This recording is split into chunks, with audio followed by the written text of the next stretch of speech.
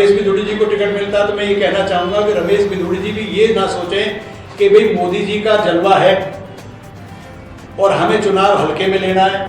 अब जैसे कि चर्चा सुन लेते हैं कि रामवीर बिधूड़ी जी भी चुनाव में आ सकते हैं इस सीट पर, या रामवीर सिंह बिधूड़ी, इस बारे में अभी कुछ डिसीजन नहीं दे सकता कि भाई वो किसको टिकट देंगे।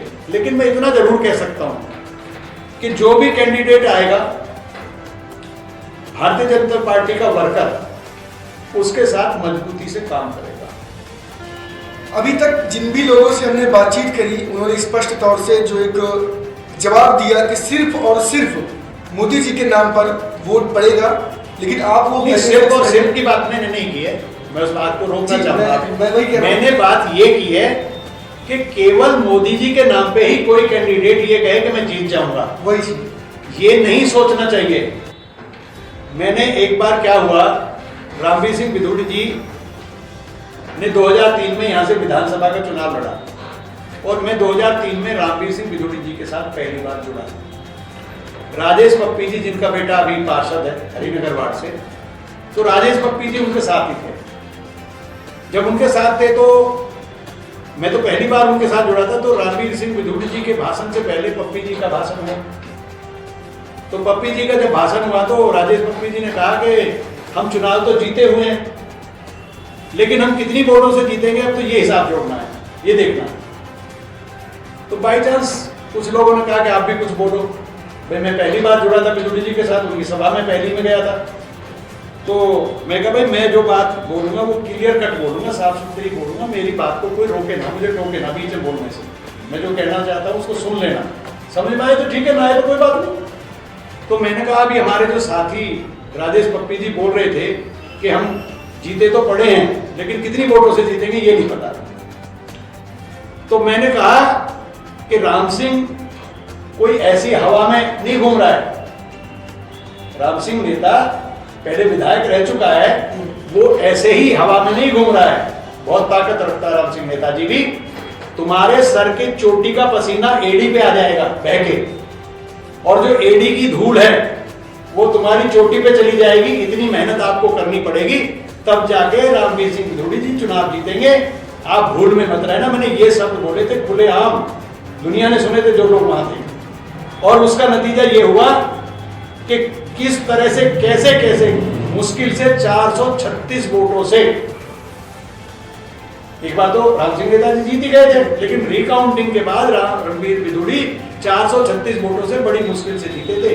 तो मैं आज भी ये कहना चाहूंगा कि कभी चुनाव को ये ना समझें कि मोदी जी के नाम पे चुनाव है, ये है वो है, इसमें ढील में ना रहें। मैं अपने भारतीय जनता पार्टी के वर्गों को आपके माध्यम से ये कहना चाहता हूं, आपके चैनल के माध्यम से, कि अभी से चाहे कैंडिडेट डिक्लेयर है या नहीं है, अभी से ही मजबूती के साथ चुनाव लड़ें, घर घर जाएं, लोगों को जगाएं और उनको मोदी जी की नीतियों के बारे में बताएं, देश की तरक्की के बारे में बताएं, देश ने आज तक क्या किया है, मोदी जी ने देश के लिए क्या किया है, क्या नहीं किया इन 10 सालों में। वो हर चीज लोगों के कानों तक पहुंच रही है, लेकिन और भी ज्यादा पहुंचनी चाहिए, ऐसा मेरा मानना है।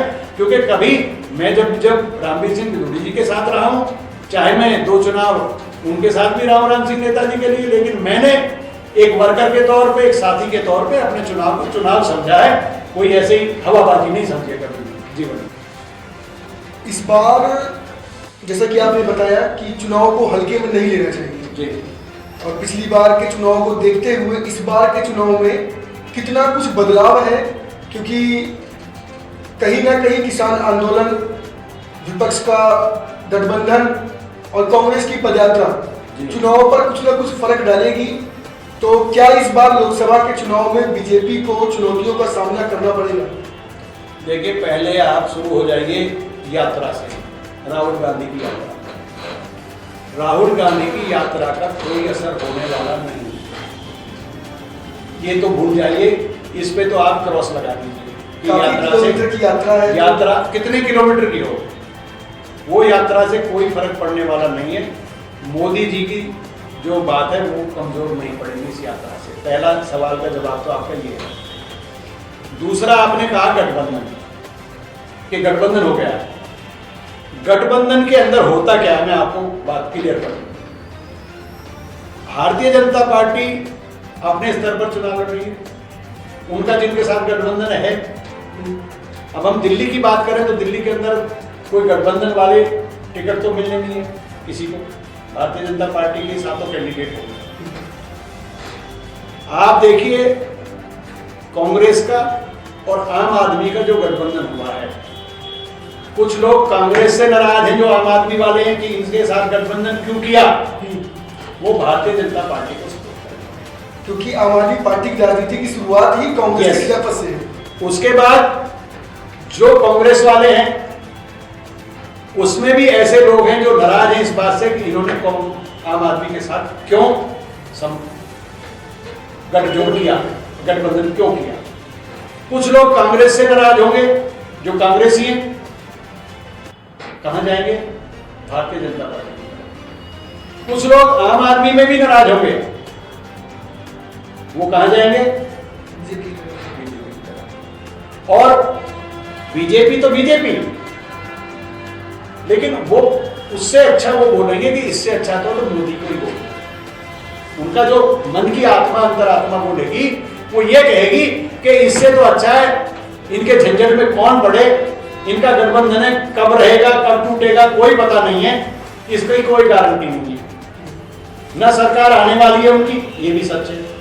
सरकार तो मोदी की बनेगी, आएगा तो मोदी ही, जैसे चर्चा में तो आएगा तो मोदी ही। तो उस प्लस में जब जो लोग नाराज होंगे, कोई भी एक की तरफ तो कहीं तो जाएंगे।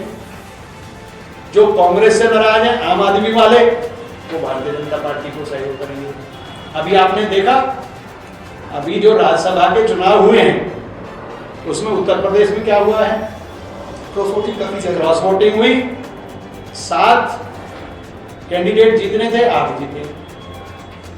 हिमाचल में अकेली एक पार्टी, अकेला एक कैंडिडेट, बीजेपी का कुछ नहीं, उसके बाद भी बीजेपी अपना कैंडिडेट जीता लाई। तो ऐसे ही जहां जहां गठबंधन होंगे, मैं केवल दिल्ली की बात नहीं कर रहा, आप जाइए उत्तर प्रदेश में, अखिलेश यादव ने गठबंधन किया है। अखिलेश यादव के लोग क्या उससे नाराज नहीं हुए, काफी लोग राज्यसभा में नाराज हुए ना, हाँ, पाला भी बदला, वो पाला भी बदला और राज्यसभा में नाराज भी हुए। बिहार में भी ऐसा हुआ है, अभी कई लोग आए, वहां भी आए। मैं ये कह सकता हूं कि वो जो नाराजगी है, क्योंकि जिनका नंबर अगर 7 सीटों को होता तो 7 लोग लड़ते कांग्रेस के, आम आदमी के 7 लोग लड़ते, आम आदमी के 4, कांग्रेस के 3, 4 उनके कम हुए, 3 उनके कम हुए, वो कहां जाए, वो बीजेपी नहीं है, उनकी टीस कहां जाएगी, वो टीस को अपनी को निकालने के लिए कहां जाएंगे, भारतीय जनता पार्टी। कहते हैं ना पानी कहां जाएगा, झील में। अगर आप पानी को गिरा रहे हो, कहीं भी गिराओ, किसी भी जगह, जहां थोड़ा सा एरिया उधर होगा ना, जहां ढलान होगा, वो उधर ही जाएगा। तो ढलान कहां है, बीजेपी की तरफ। आम जनता का ढलान बीजेपी की तरफ जाएगा, जो आम लोग हैं जिनको दूसरी तरफ नाराजगी हो। क्योंकि लोकसभा चुनाव नजदीक है और दल बदल का खेल, चाहे यूपी हो, चाहे एमपी हो, चाहे दिल्ली हो, शुरू हो गया है। लेकिन जो एक सवाल था वो थोड़ा सा आधा रह गया है कि किसान आंदोलन का क्या प्रभाव होगा। हाँ, मैं किसान आंदोलन की बात करूंगा। किसान आंदोलन क्या है, ये किसान नहीं, वो आंदोलन कर रहे हैं। कुछ किसान है, मैं ये नहीं कर रहा नहीं है, कुछ है। परसेंटेज कितनी है उनकी, मुश्किल से 10-20%। और वो जो 10-20% किसान है, वो थोड़ा बहुत जो सीधे साधे लोग होते हैं, उनको बहका करके इस तरह से बरगला करके ले जाते हैं लोग कि आपका पैसा बढ़ेगा, ये होगा होगा, इस तरह से।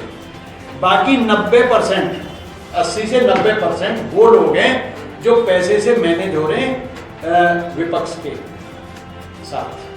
विपक्ष जिनको मजबूती के साथ किसान बना करके आगे रख रहा है, वो किसान के नाम पे सरकार के खिलाफ काम कर रहे हैं, सरकार के खिलाफ लड़ रहे हैं। क्या किसान इस तरह के होते हैं? किसान आज कहाँ है? किसान अपने खेत में पानी दे रहा है। किसान के पास इस तरह से महीनों महीनों बैठने के लिए समय नहीं है। किसान तो एक पल भी खाली रह ही नहीं सकता, किसान तो एक पल के लिए भी बैठ ही नहीं सकता कहीं जाके। उसको इतना होता है कि घर में खेत में, घर में खेत में, घर में खेत में, गाय में भैंस में खाद डालना है, बीज डालना है, पानी डालना है, यहाँ ढोना है, वहाँ लाना है, ये करना वो करना, उसमें लगा हुआ। किसान है कहाँ? ये किसान है, मैं कह सकता हूँ। करता हूं तो इसका असर भी आप ये समझ लो कि जीरो है। जो मैं पार्टी के बेस पे नहीं कह रहा, व्यक्तिगत मैं आपको व्यक्तिगत तरीके से आप किसानों के पास जाइए, जो असली किसान खेत में काम कर रहे हो वो बताएगा आपको। क्योंकि मैं जहाँ तक जानता हूँ आप भी किसान हैं जी, और बिल्कुल हूँ। क्षेत्र में आपकी नहीं, मेरे पास जमीन है, अभी भी है, अभी भी है, और गाय भैंस भी आपके हाँ। पास रही है, और आप दूसरे बिरादरी से भी है, बिल्कुल बिल्कुल, जो इस क्षेत्र में खेती किसानी के बिल्कुल प्रधान लोग हैं। बिल्कुल। हमारे पास आज भी खेत है, हरियाणा में हमने यहाँ की